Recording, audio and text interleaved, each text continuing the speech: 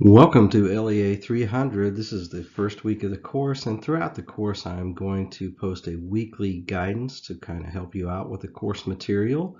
Completely optional whether you view the guidance or not, but I'd encourage you to do so if it helps out. And I also will post a written copy of it as well in a Google Doc and a link that should be below this video every week too if you would rather peruse the written copy of it. So let's take a look at what we've got going on in week one and some of the topics. Community policing is what we'll discuss about in the first week. And I've had the good fortune of seeing the community-oriented policing model evolve over the course of my career. The model was just starting to gain traction after I was hired and then was heavily promoted throughout federal grant programs funded through the Office of Community-Oriented Policing. So a federal grant program really drove the philosophy forward. One of the chief issues with community-oriented policing is that it seems to have different definitions to different departments and different people. And perhaps community policing can be best described as, I know it when I see it. Herman Goldstein commented that in many quarters today, community policing is used to encompass practically all innovations in policing, from the most ambitious to the most mundane, from the most carefully thought through to the most casual. That's a quote from Goldstein. It is a concept, but some struggle with how to implement that concept. It is not police-community relations, although it can be said that the two are related. A relationship is part of what helps drive the success of a community-oriented policing philosophy. When we examine the early roots of policing, from the Code of Hammurabi to the Frank Pledge system to the early American system, we see that policing was poorly organized, and much of the responsibility of controlling crime was placed upon the citizens of a community. So this is really the forerunner of community policing, you could say, often in a collective form. The Magna Carta established a watch and ward system, which required the participation of a rotation of citizens to act as the watchmen. And Sir Robert Peel created the first formalized police structure in 19th century England. You probably heard about Peel in other LEA courses.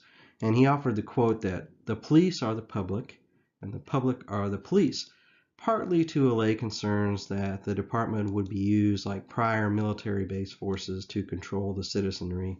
This concept applied well to the central tenets of democracy proposed by the American founding fathers, and in many ways it applies well today when we talk about community policing.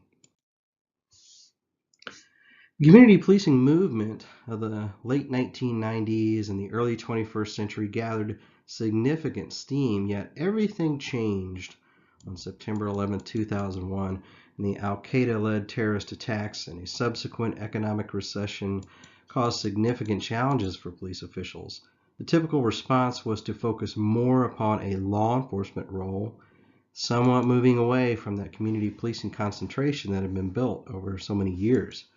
When a police department abandons community policing, however, it fails to recognize the role a community can play in public safety. Terrorists, after all, succeed through covert means and operations, and the police need extra eyes and ears out in the community to unearth their activities. Community policing has persevered despite these challenges and the mission shift that has occurred over the years. Many agencies create separate special units that are devoted to community-oriented policing implementation. The better approach, though, is to infuse a COP approach into all department operations. In order to fully implement community policing, the philosophy needs to be infused in nearly every aspect of a police department. The structure of the agency needs to push decision-making downward through a process of what we call decentralization.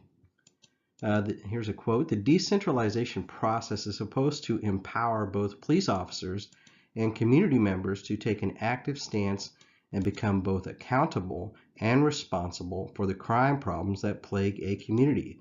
From Vito, Walsh, and Kunzelman. Recruitment needs to seek out the right type of officers and civilians those who are community-oriented, good communicators. Training should cover components of the philosophy. Patrol officers in the field can implement strategies in their everyday work, things like foot patrols, conversations with residents and business owners, in order to promote the concept of community policing.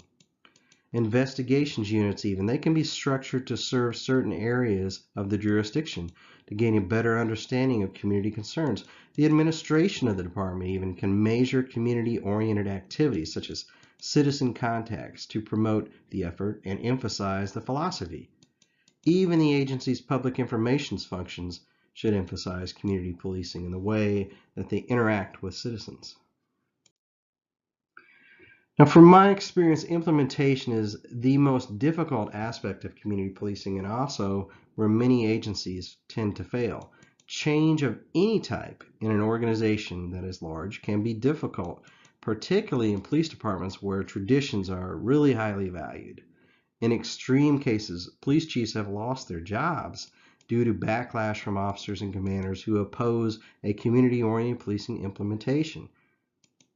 Administrators need to examine what barriers to change might exist and be prepared to address them. Community policing is not a new concept anymore, though. Police officers of this era are likely to be very familiar with the basic principles. We're quite deep into how long it's been around.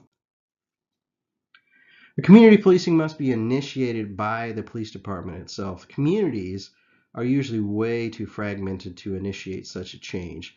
This is particularly true in modern times where social media has replaced face-to-face conversations between neighbors. A community policing change not only impacts a police department, though, it also is a shift for the neighborhood that's going to be served. The ease with which community policing will be accepted and implemented by a neighborhood largely depends upon the cohesiveness that already exists, or hopefully the cohesiveness that can be created through the effort. Police agencies have to overcome, issues such as distrust and apathy in some neighborhoods. Efforts in this case are more difficult. Eventually, both sides have to mutually work toward instituting community policing effectively. Input from within an agency is beneficial as well. Accepting input from officers of different ranks helps improve acceptance and effectiveness. Police department staff typically know exactly where community policing needs to be initiated. This can be identified through statistical data, through an intelligence-led policing program, or more easily by asking the officers who work the city. Ideally, there will already be a strong community group in place to work with, and if not, it will be necessary to develop such a group from among the residents. Community policing is a solid concept, but it is also resource intensive. The larger, busier departments in major metropolitan areas, they really have challenges in using COP when their officers are already very heavily tied to 911 calls for service and other demands. And officers, unfortunately, don't have a lot of time to stop and talk to citizens and form relationships when they're en route to disturbance calls and other types of matters. And additionally, officers tend to become programmed to handle calls as quickly as possible because they know there's a mountain of calls waiting for them. This limits the amount of time that an officer can interact with a crime victim, and compassion and concern, unfortunately, tend to fall to the wayside. Tragically, it is usually these departments and these communities, though, that probably need community policing the most. But politics may also seep its way into community policing. The police chief must interact with the community, and as a result, the police chief often seems like a figurehead or a politician, him or herself. There is an art to being well known in the community and simultaneously dodging political issues. A quote, clearly managing the politics of police administration is an experiential endeavor. That is, one has to explore communication and negotiation strategies which work both within the environment and with the people involved. Similarly, one must be adept at sensing changes on the political train which can alter alliances, arguments, and positions. A quote from Carter. Line officers have to do this as well, as they are the closest to community members. Politicians, may also intercede in police affairs, breaking the rule of equality that is central to community policing. Everyone has to be treated the same. All the neighborhoods have to be treated well, no matter where they're located or whose council district it may be. So the chief must handle these issues quite cautiously. While studies vary in interpreting the impact of community policing on crime rates, perhaps the more valuable result is the improved relationship with the citizens. These relationships can pay big dividends when crimes must be solved or assistance is needed or in reducing disorder in a neighborhood. Some of the case studies that you'll read as supplements this week demonstrate how positive relationships before critical incidents help reduce issues after these incidents. The trust that can be realized is important, particularly in an era where overall distrust of law enforcement is rampant. All right, that concludes the week 1 guidance video. I would encourage you, if you have any questions, never hesitate to email me at the email address here. That's probably the best way to get a hold of me because I'll be able to answer you no matter what the hour of the day. Just give me a little bit of time to get back with you. And I look forward to our class ahead and getting to know you better. Thanks for your time, and I'll post another guidance next week. And as always, if you'd rather read the written form, I will always post a link to it below. Take care, everybody.